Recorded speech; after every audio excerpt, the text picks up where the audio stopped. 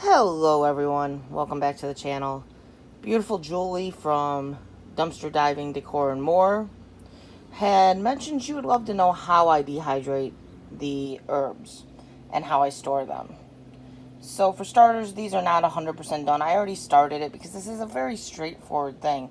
I just have a cheap dehydrator. This is not an expensive, it's like a $40 dehydrator. I want to get a more commercialized one, but I have each herb on their own platform. They are not 100% dried out yet. These are still kind of wet. Almost there. They don't need much longer. Part of the problem is they were dried out. I turned off the system. I didn't come out and get them because it was raining. And the moisture in the air kind of rehydrated them. That's the nice thing when you dehydrate stuff. Peppers, herbs, any of that stuff.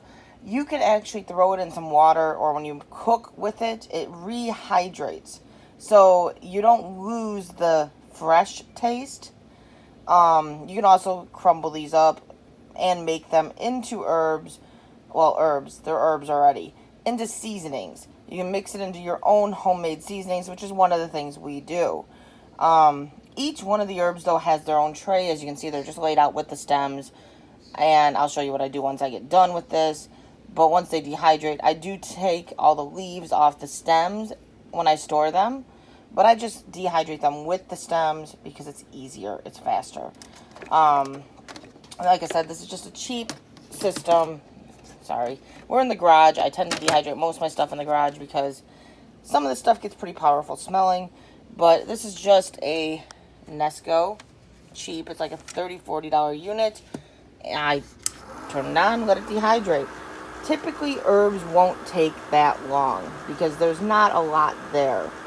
I do dehydrate when I find onions in the dumpster, when I find a lot of them. I dehydrate them in here. Those are like homemade French onions. So it's a very simple way of taking care of it. Like I said, you could tie string around them, twine, hang them up in a cool, dry spot and let them naturally dehydrate. It takes way longer, and I just don't have the time nor the patience to deal with that. You can also use an oven at a low setting and let it dehydrate in the oven. I got the dehydrator. We're going to use the dehydrator. I'll show you how I store it when this gets done. This was just a special request video that I said, sure, fine, I'll do it. So, Julie, shout out to you. If you don't have her channel, she's got 2 channels. I'll link them in the description. Make sure you check out Julie's channels.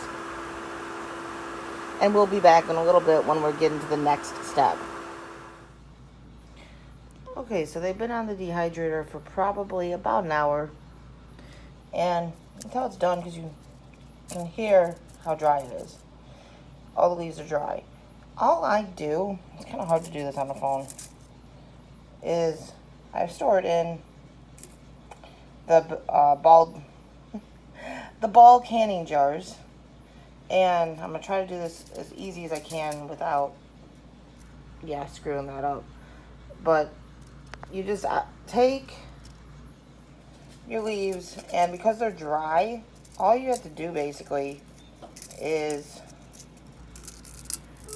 crumple them, and they fall in. So they just go into the jar.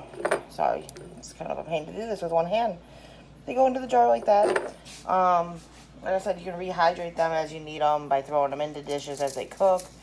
Or you can, the other thing I tend to do, like I said, is we use them for our seasonings.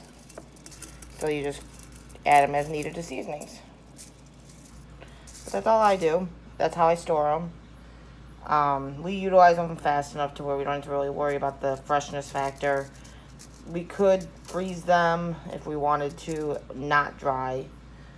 We could also utilize them dried up and then vacuum seal so that way we don't have to worry about the freshness factor. Usually I would use a smaller jar than this, but my small jars are all being used.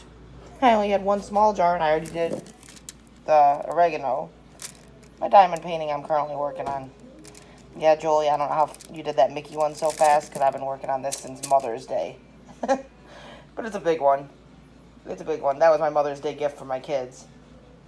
But that is how I would preserve them. That's how I contain them so that they stay fresh. and that's how I store them. Hope you guys enjoyed. Hope that answered some questions, Julie. And I'm going to include a bonus clip now of those books I donated. What's going on with them. Well, guys, I decided to stop by the little library. I dropped those books off last week. And there's 2 books there still. All the books that were on top there are missing. And there's some up there still, but most ones over there are gone. So most of them have found new homes, which is awesome to see. There's still some in there, but people are obviously grabbing them. So that's awesome. I'm glad that they got use again. Hope you guys have a great day. Catch you on the next one.